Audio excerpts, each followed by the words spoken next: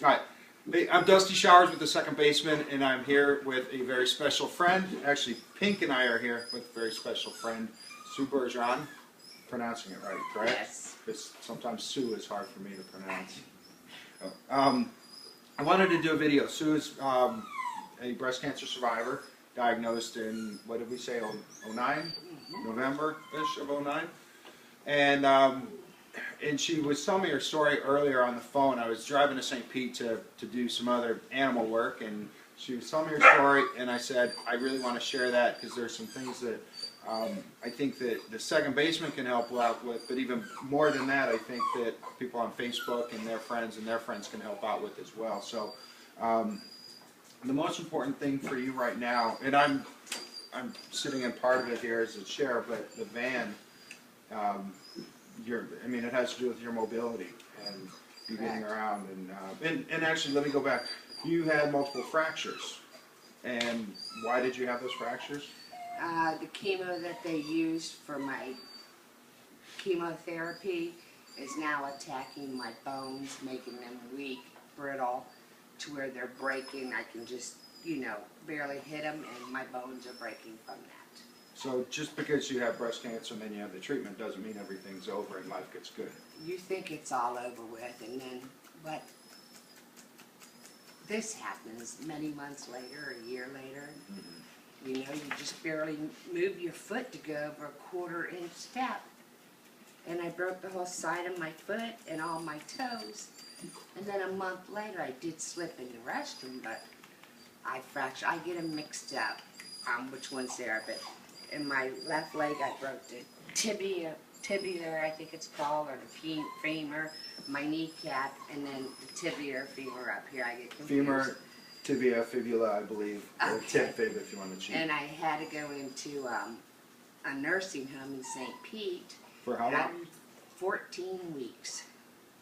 14 weeks. Then when I came home, they had to come here first. I did rehab there to make sure I could get around my house in the chair.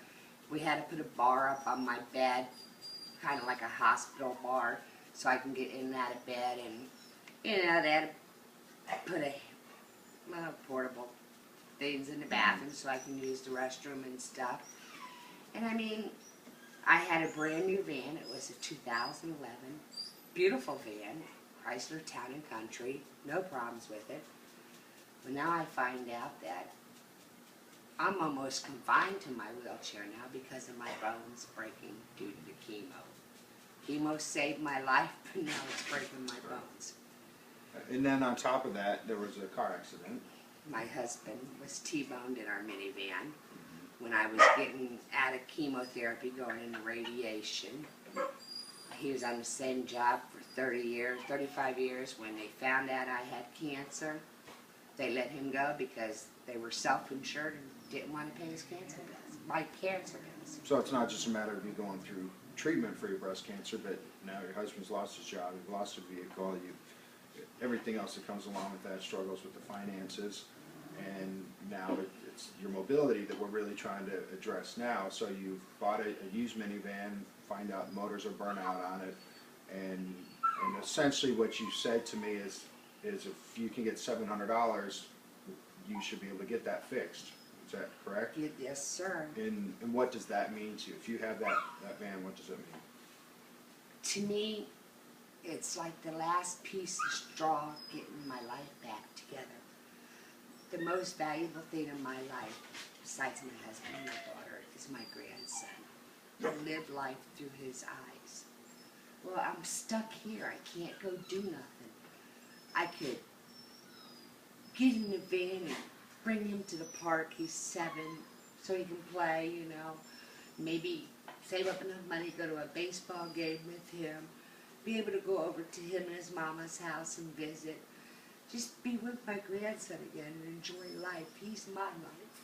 Sure. Be able to go shopping or just drive around town. Give me more freedom. You forget what your freedom is when you're healthy. Yeah. Until you get confined. It wasn't bad enough. The cancer took a bite out of my life. Now I'm in that monster. and I couldn't get, when I broke my leg, there's no way I could get in and out of my van because I can't put the weight on my leg to get up and down. So I had to find a handicap van. And I finally found one, and the transfer seat don't work in it. Well, I'm confident that with the help that we can get through sharing this video, sharing your story, that we can make those things happen. So if people want to donate directly to the Second Baseman, you can do that at secondbaseman.org. Any other solutions, we're happy to facilitate them. So it doesn't have to be anything directly involving the Second Baseman. If you have any solutions, please bring them to us. So Sue, it's a pleasure. Thank you for taking care of my dog. Thank you for letting me meet you. You know what? You are like my idol. You're a hero to so many women. I've followed you online. Watch everything you do for women and men and everybody who's facing cancer. You're like our saint, believe it or not. Thank you, but I have a lot of people behind me, and it truly is it's a group effort. I couldn't do it without all of them. I couldn't do it without my dog, but really, you guys are my heroes. So you helped me find my life, and it's the least I can do. So please check out secondbaseman.org, and thanks for all your support.